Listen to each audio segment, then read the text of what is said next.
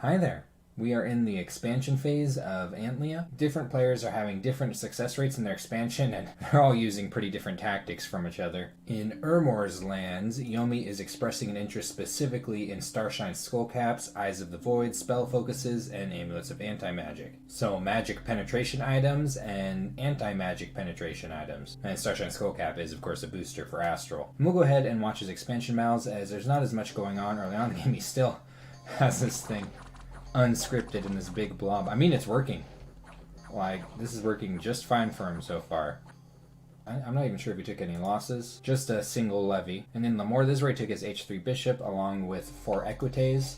And, I mean, you know, these are beastly units, but, oof, that looked a little risky there, but good thing the horses turned around and took on the heavy infantry. So lossless expansion, but that trick that the heavy infantry tried to pull, that's usually why I like to pull blessers back into the corners with their sacreds on attack closest commands. Now, that's just a personal preference. This is obviously working at the moment. Gosh, just look at these independents compared to like Shabalba's or Agartha's up here. Like, Urmor has about the easiest expansion out of any nation in this game specifically. And on top of that, he's been given fairly easy independence surrounding him. But you know, that's just how Dominions goes. Sometimes the game is uphill, sometimes it's downhill, and both can be fun. He hasn't moved Lusumo this turn. I'd want to see what's going on down here. And Katis has received a messenger from Yomi. I wonder what that messenger looked like. And it's just a confirmation of mutual interests, nothing too significant. We'll go ahead and peek in on the Lizard expansion. You call this province defense? Holy shit.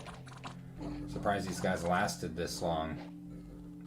No losses, unsurprising, against 20 militia. You got a free pile of air gems, and this is actually a really good event right here. Some guy really likes Katis's rock in this province and has inspired a small army to join. And now look at this, he just suddenly has a shit ton of militia right where his expansion party landed. I'm not entirely sure why, but he's not bringing all of them with him. He's not like recruiting a commander here or anything to like move them somewhere. Yeah, I really don't know what the thought is here. But he is incorporating these new militia into his expansion party and is going for this farm province right here. He also has a second expansion army moving out made entirely of elite warriors. Now here is that snake, that sacred serpent, that one of his commanders was free spawning. And these things are pretty cool. They're not really something you want to use as an offensive unit unless you're playing like Bless Katis, which I think is kind of strange. But their attack does do a decent amount of poison damage. And this is the main thing, they have this standard effect, which is really good when you use a lot of slaves in your army. Look at that morale. And compared to their morale when they're not being led by a prophet with a sacred serpent in their line. And now it looks like they're going to be making some use of lizard chariots for expansion. Size 4 tramplers with a small unsurroundable bonus. Not a bad way to expand at all against certain independents. But hopefully he's not thinking about taking it into these because the Pegasus Riders are size 4 and they wouldn't be affected by that trample. And in Agartha's cave, Yomi is as busy as ever with his messages. And Yomi is expressing delight with the Theft of the Sun idea that he's been brewing with Xibalba and Agartha. And we will check out Agartha's expansion battle. You remember that Agartha failed their first expansion attempt and then they moved into these heavy infantry here. But they've come back with quite a few Mind Blasters, and as you can see,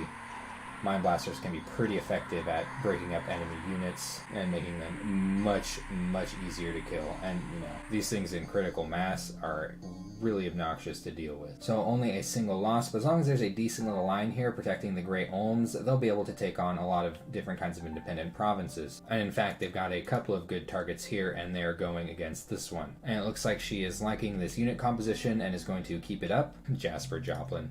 Granite Joplin would have been funny too. I'd still be a little spooked to him to either of these provinces. We'll see how she deals with them. Maybe she'll just build up a slightly larger army. Now, Fomoria's message from Yomi is just smiles and emotes, you know. And we'll check out his expansion battle in Dragon Point. Not an enormous amount of militia, but his units also aren't the best. These are just his starting army units.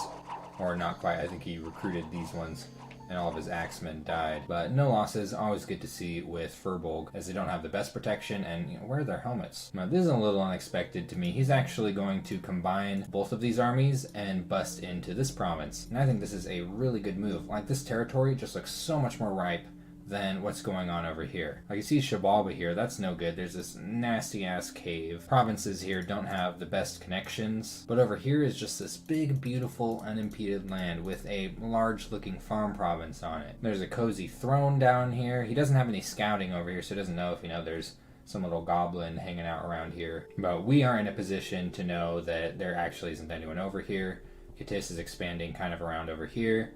and Agartha is a little bit stuck up here. So if Moria can break through this cavalry, he'll be looking pretty good. And he just kind of clustered up all of his units up in this corner here. Now, what worries me about this a little bit when going up against cavalry is that these things could be defeated in detail if they take enough losses to cause routes in smaller units. I personally prefer combining the units up here like this, and I'd be tempted to use some of the slingers as lance catchers, but it's a little difficult to do that with a commander that can only comfortably lead 2 squads. But we'll see how this goes. There's probably not that many heavy cavalry here, and things just do not look pretty over here. Like, I'd want to try to pick up this, maybe go up to here, if possible grab the farm, but this just looks so much more attractive. And now let's hop into Vanheim's expansion battle. Just his starting army against, I think, about 30 wolf tribe. So a little bit iffy. I think he should be good with his glamour units, but his serfs are definitely going to get cut up by this. Look at this.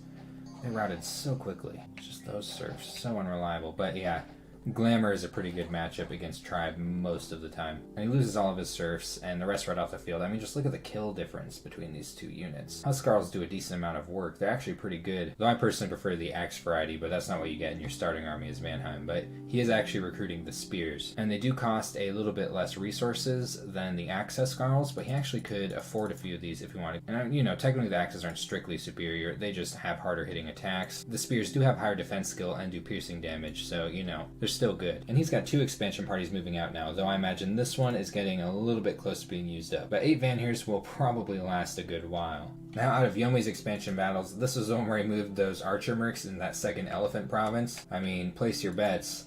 He did take the other one with archers, but is this one going to work? Those elephants are taking a lot of damage, and he does kill them before they do an enormous amount of damage on his archers, but then the heavy infantry come in, and those don't die. Oh! He actually did manage to rout them, but took a little too much damage and routed. So the slingers ended up being the savior in this province, and there were a lot of slingers on that province. So what he has effectively done with this province is removed the elephants so that Vanheim might be able to take them next turn. If you remember, Vanheim is moving an expansion party into this province right here. And let's check out his second expansion battle, which is just looking absolutely ridiculous. Looks like he got another full spread of wolves. That's really good for catching lances. So see, they're taking all the lance strikes from the cavalry, and see, one of them even survived lance strikes. A lot of times cavalry would just one-shot these, but he managed to take 2 lance strikes just by himself. And these cavalry just don't know what the hell they're looking at. They get ran right off the field. I don't want to fight any of this weird ass shit either. So he lost 5 of his mercenary foul spawn. That doesn't matter. These are really cheap mercenaries. And he's just going to keep on trucking with this expansion army, getting kind of close to poor Xibalba up here. And right as he gets here, he spots a hot valley and jumps in, finds some fire gems.